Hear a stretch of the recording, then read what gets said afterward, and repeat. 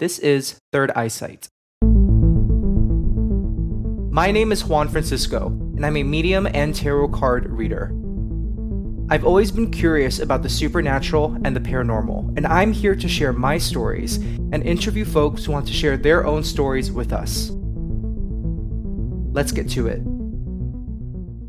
Happy Halloween, everybody! I am impressed by how fast time has gone by. We're already at Halloween. Last week we celebrated the first year anniversary or the first birthday of Third Eyesight. And around the corner was Halloween, and I actually forgot that I started Third Eyesight very close to the Halloween holiday last year, a year ago.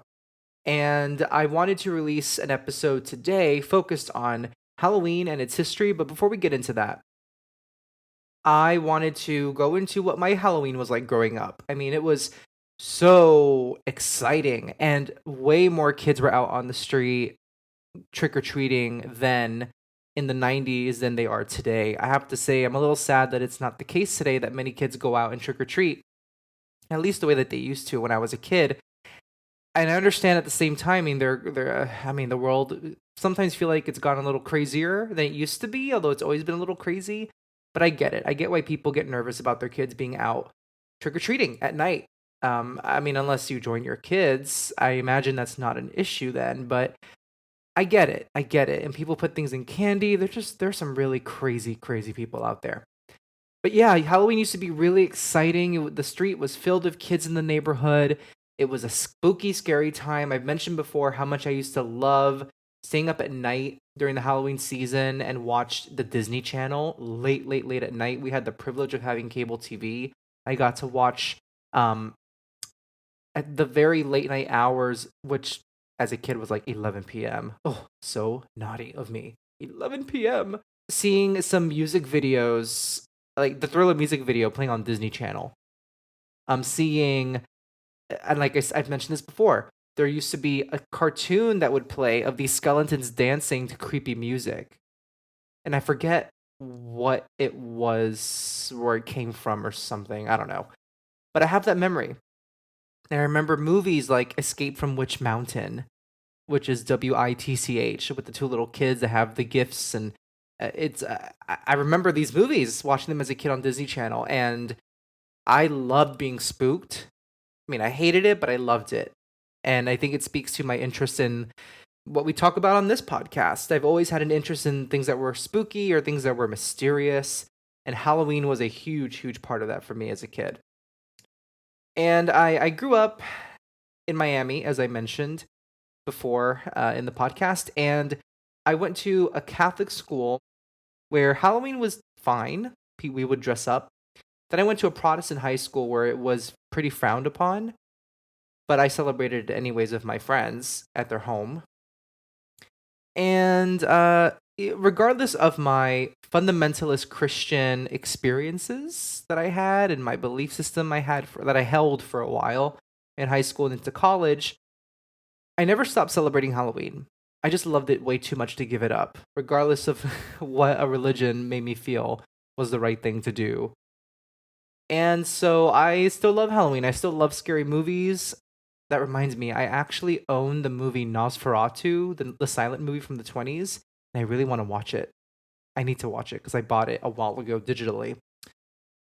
And I would like to catch up with other scary movies. I feel like there's so many scary movies that are worth watching. I just haven't watched them all. So I'm still very much into the spirit of Halloween. And I think it's a very interesting holiday. It has quite a history. And so I'm going to go into that a little bit right now. So in summary, the Encyclopedia Britannica says this, or puts it the best. Halloween's pagan origins can be traced to the Celtic festival of Samhain. And just a note, if you've seen this word, you might have pronounced it Samhain before. Not gonna lie, I've read it and used to pronounce it that way until I heard it said, and it is Samhain. So Halloween's pagan origins can be traced to the Celtic festival of Samhain, celebrated in ancient England and Ireland to mark the beginning of the Celtic New Year. The souls of the dead were supposed to revisit their homes on Samhain Eve, and witches, goblins, black cats, and ghosts were said to roam abroad. The night was also thought to be the most favorable time for divinations concerning marriage, luck, health, and death. And the pagan observances influenced the Christian festival of All Hallows Eve, celebrated on the same date. And the holiday was gradually secularized and was introduced into the US by the late 19th century by European immigrants who brought Halloween customs with them and helped popularize the holiday. And by the 20th century, Halloween had become one of the principal holidays in the United States, especially among children. Now, History.com has a really good article, and I'm going to link to both of these resources in the description of this podcast episode. So, Halloween is known as, quote, a holiday that is meant to, quote, welcome in the harvest and usher in the dark half of the year. In terms of winter, the winter part of the year, at least for the hemisphere that I live in. And that's the other thing, I guess this goes back to the ancient Celts, right? Because then it goes into this part of the article on History.com.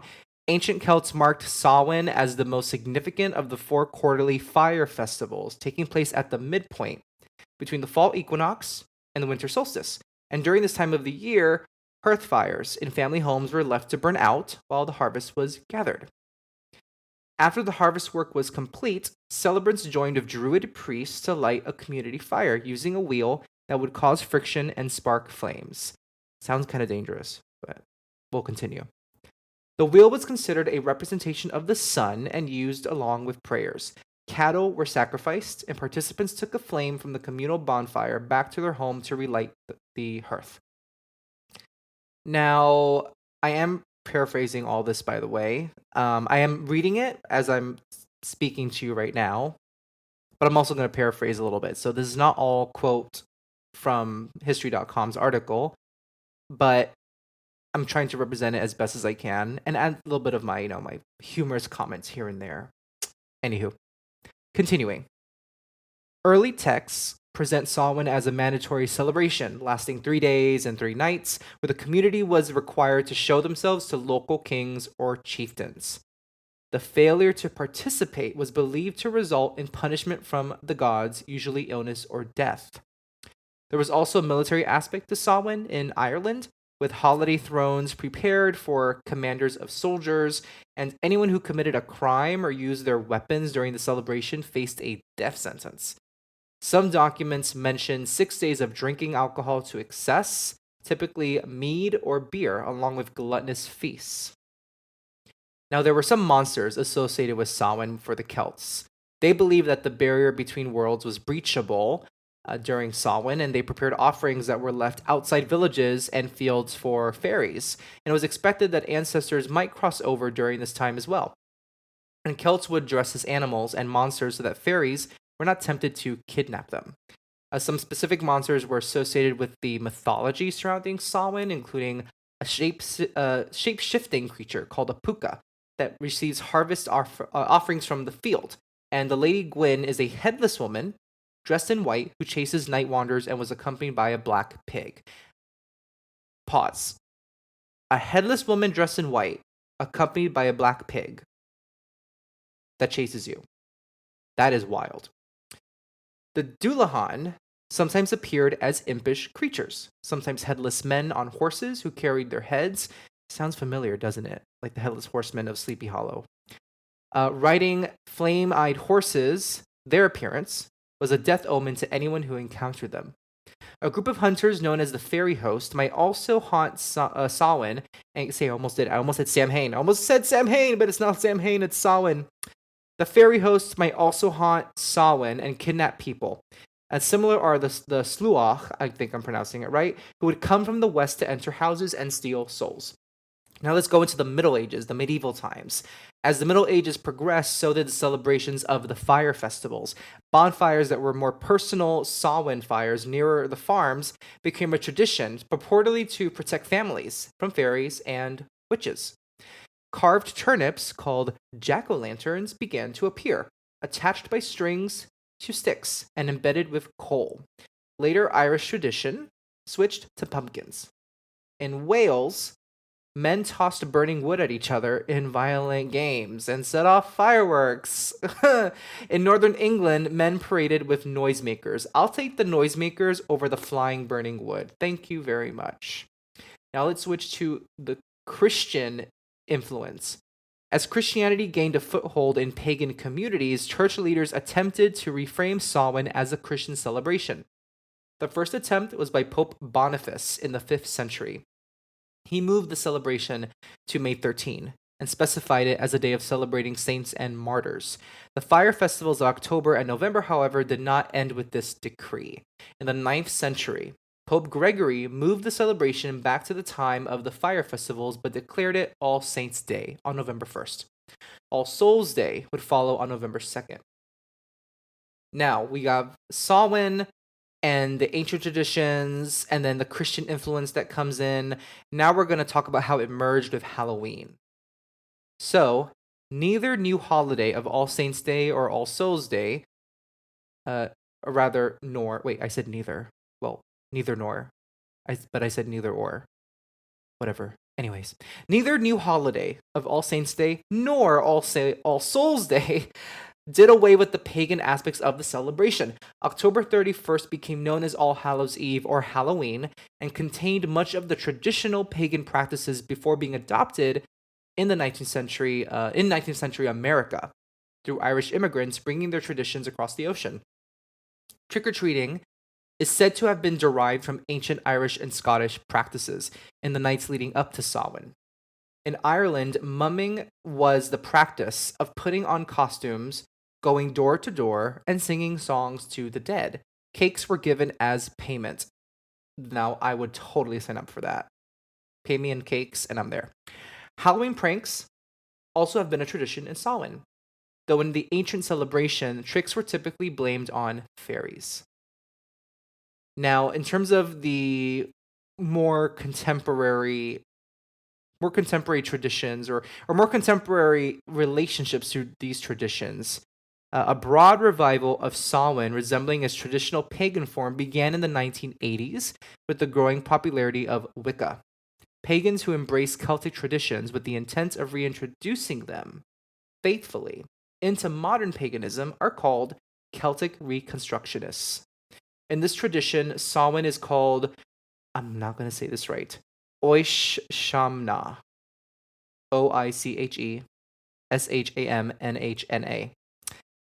And this celebrates the mating between Tuatha De Danann gods? Two gods. I apologize for anyone who celebrates this. I cannot pronounce these names. I don't want to disrespect these names. But it celebrates the mating between gods. But, the two gods are Dagda and River Unis. And they are gods of Tuatha De Danann. Danaan. So that's as far as I went in this article by History.com. It's really interesting. Like I said, I'll hyperlink it in the description for this podcast episode.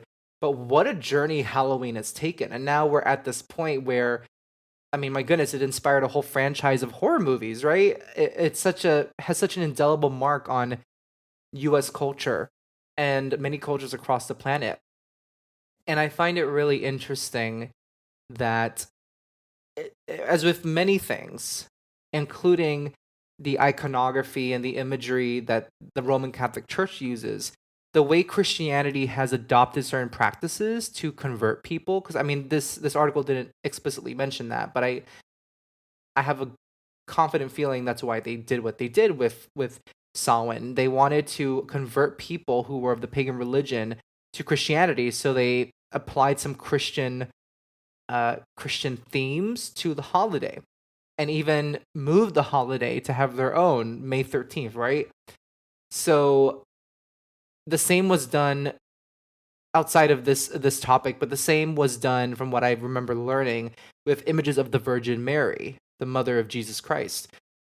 She's often showed with a snake below her foot and with stars above her head, and also with a crescent moon under her foot as well, under her feet rather, both her feet. Now, the snake below the feet, or the foot, that is probably tied to the book of Genesis. I'm not sure if that's tied to any pagan imagery, But from what I've learned, the crescent moon under the feet and the stars above the head are definitely pagan symbols.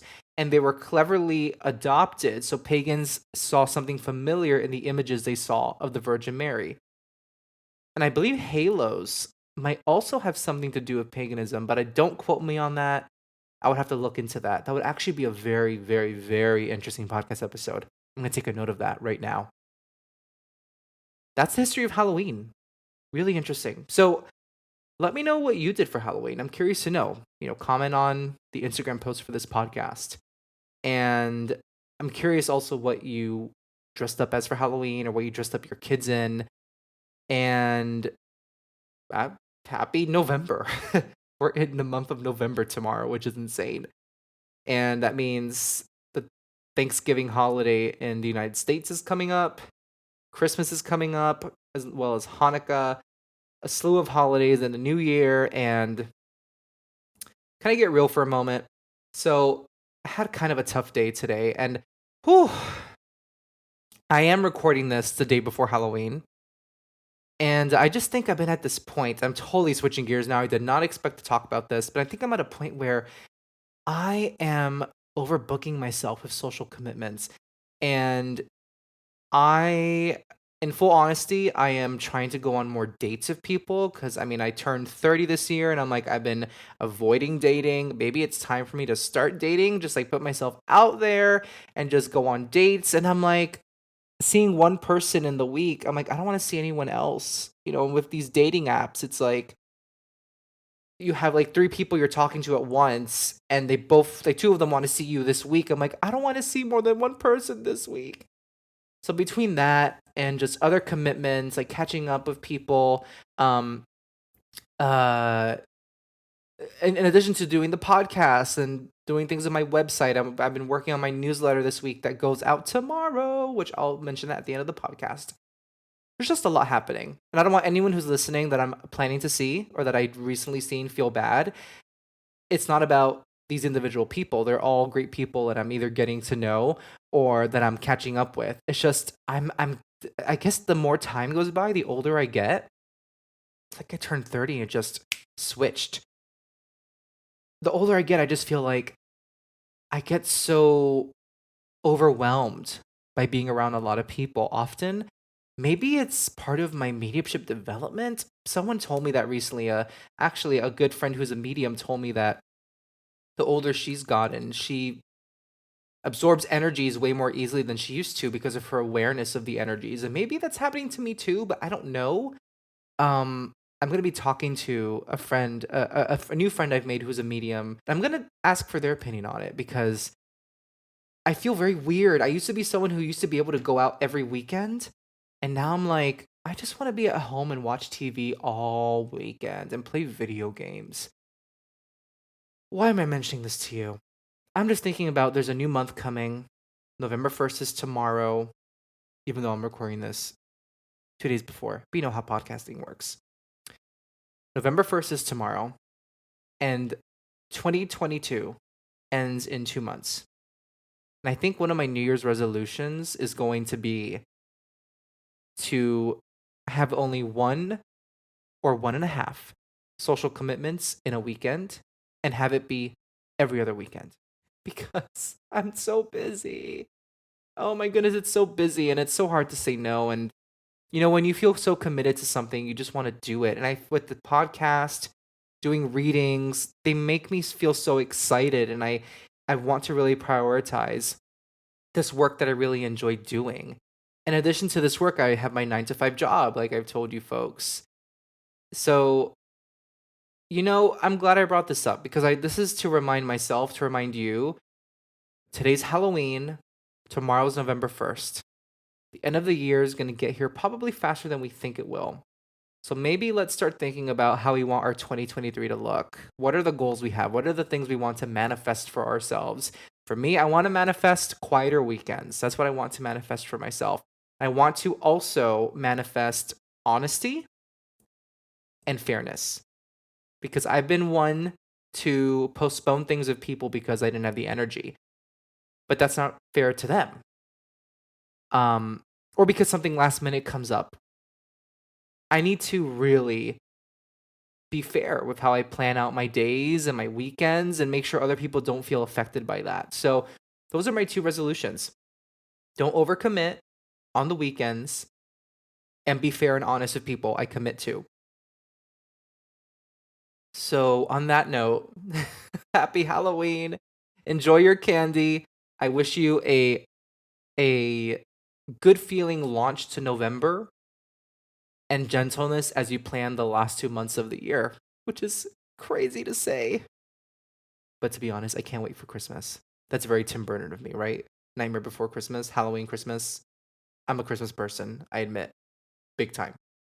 So bring it on, end of the year. Bring it on. I'm ready, but not too fast.